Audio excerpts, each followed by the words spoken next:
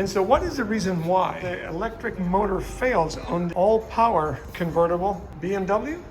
Well, the reason why is water gets trapped in this containment area right here. It gets plugged, and as you can see, the drain hole is not really that big, so it doesn't take that much for it to be plugged.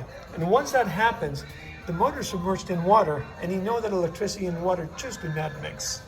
So the next time when you have a BMW, the convertible top, have that place inspected regularly, like maybe once after every rain.